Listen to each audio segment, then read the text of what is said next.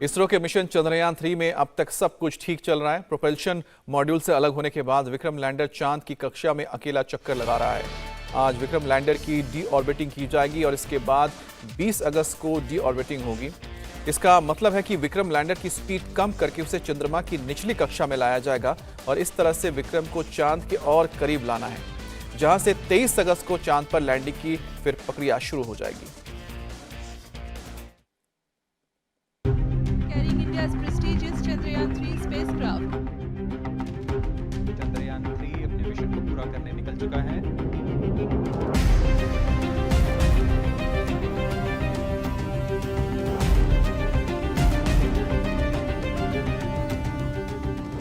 Lander Vikram का सफर शुरू हो चुका है।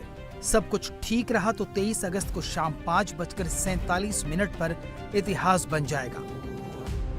इसरो के ट्विटर हैंडल से जारी इस तस्वीर को देखिए। आगे प्रोपल्शन मॉड्यूल है, जबकि पीछे लैंडर विक्रम के अलग होने की प्रक्रिया है। ठीक इसी एनिमेशन की तरह गुरुवार 17 अगस्त को दोपहर 1:15 पर विक्रम लैंडर अपने प्रोपल्शन मॉड्यूल से अलग हो गया है। अब लैंडर जहां चांद का रुख करेगा, वहीं प्रोपल्शन मॉड्यूल अगले 1 साल तक चांद के चक्कर लगाकर धरती पर इसकी जानकारी भेजता रहेगा। आप यहाँ पर देख सकते हैं स्क्रीन पर जो अभी लैंडर और प्रोपल्शन मॉड्यूल ये ऑर्बिटर है। हालांकि अब देखिए कैसे ये दोनों अलग हुए हैं। इसको कैसे अलग किया जाता है उसकी भी एक प्रक्रिया काफ़ी जटिल है।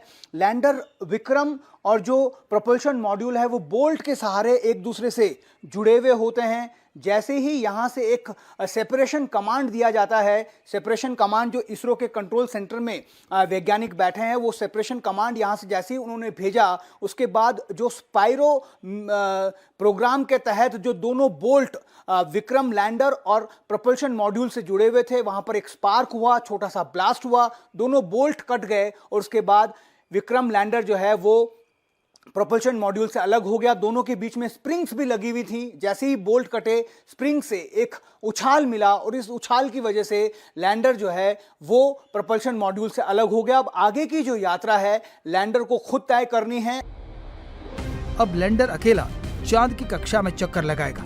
आज 18 अगस्त को और फिर 20 अगस्त को इसे चांद की सतह के और करीब लाया जाएगा और फिर आएगा 23 अगस्त का वो ऐतिहासिक दिन जब चंद्रयान-3 चांद की सतह को चूम लेगा।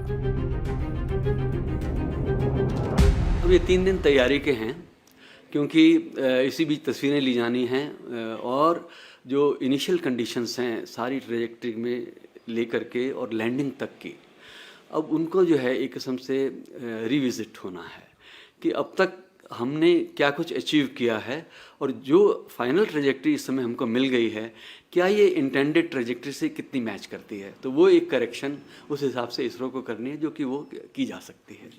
इसके अलावा जो है बाद में जब जिस दिन लैंडिंग है उससे करीब 8 घंटे पहले जो है ये तस्वीरें ली जानी हैं।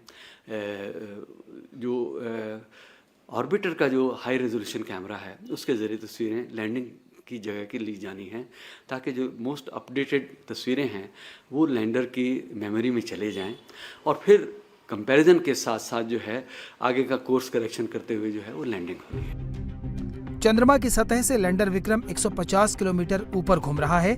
उसे डी बूस्ट किया जाएगा ताकि वो न्यूनतम दूरी को तय कर सके। अब चंद्रयान के रोवर के लैंडिंग का काउंटडाउन भी शुरू हो चुका है। अब लैंडर की रफ्तार धीमी की जाएगी। जब चंद्रमा से रोवर की दूरी सिर्फ 30 किलोमीटर रह जाएगी तो लैंडिंग का प्रोसेस शुरू होगा। इसरो को उम्मीद है कि 23 अगस्त शाम 5:47 पर रोवर की लैंडिंग की यात्रा शुरू होगी। उसे परिक्रमा करते हुए 90 डिग्री कोण पर चंद्रमा की तरफ चलना शुरू करना होगा। लैंडिंग की प्रक्रिया की शुरुआत में चंद्रयान-3 की रफ्तार करीब 1.68 किलोमीटर प्रति सेकंड होगी। इसे थ्रस्टर की मदद से कम करते हुए सतह पर सुरक्षित उतारा जाएगा। कॉन्फिडेंस की जो हाइट है वो यही है कि इसरो की तरफ से स्टेटमेंट आया कि अगर इंजन्स फेल भी हुए तब भी लैंडिंग सेफ होगी। तो चलो ये मान के चलते हैं कि लैंडिंग तो सही होनी ही है, लेकिन इससे पहले की जो तैयारी है उस बात पर अगर गौर किया जाए तो चंद्रयान-2 में जब लैंडर रोवर चंद्रमा के निकट पहुँचे हैं और फिर आखिरी पड़ाव में जाके ऐसे हो गया जैसे डूबी जब दिल की नैया सामने थे किनारे, लेकिन उससे हमने बहुत कुछ सीख लिया है। डूब के हमने सीखा है ये तो बात तय है, और कितना कुछ सीखा है अब उसका जो है परिणाम हमको 23 तारीख को सुखद परिणाम के रूप में हम पूरी उम्मीद करते हैं कि मिलने वाला है। लैंडर ज़्यादा मजबूत है, इसकी लेग्स जो हैं वो ज़्यादा मजबूत हैं, लेग मैकेनिज्म को जो है पूरी तरह से इसरो ने रिवाइज किया है। ये लैंडिंग चंद्रमा के उस हिस्से में हो रही है जहां आज तक कोई नहीं पहुंच पाया। इसे मून का डार्क साइड कहते हैं। ये चंद्रमा का वो इलाका है जहां पानी, बर्फ और कई तरह के मिनरल्स हो सकते हैं। चंद्रयान 3 लैंडर के पास 4 वैज्ञानिक उपकरण हैं जो अलग अलग काम करेंगे, जिनमें से पहला उपकरण चंद्रमा के भूकंपों की स्टडी करेगा, जबकि दूसरा उपकरण ये स्टडी करेगा कि चंद्रमा की सतह गर्मी को गुजरने कैसे देती है। तीसरा चंद्रमा की सतह के पास प्लाज्मा एनवायरनमेंट की स्टडी करेगा, और चौथे उपकरण की मदद से वैज्ञानिक चांद और पृथ्वी की दूरी को एक्यूरेसी से नाप सकेंगे। इसके अलावा लैंडर और रोवर एक दूसरे के साथ डायरेक्ट कांटेक्ट में होंगे। चंद्रयान 2 के दौरान हुई गलतियों से सबक सीखकर इसरो ने इस बार कई सुधार किए हैं, इसलिए दिल की धड़कनें जरूर तेज हैं, लेकिन भरोसा भी है कि हम 5 दिन बाद चांद की सतह को चूम कर ही दम लेंगे। इंडिया टीवी हर वक्त हर जगह डाउनलोड करने के लिए सर्च करें India TV news Google play store या ऐप स्टोर पर।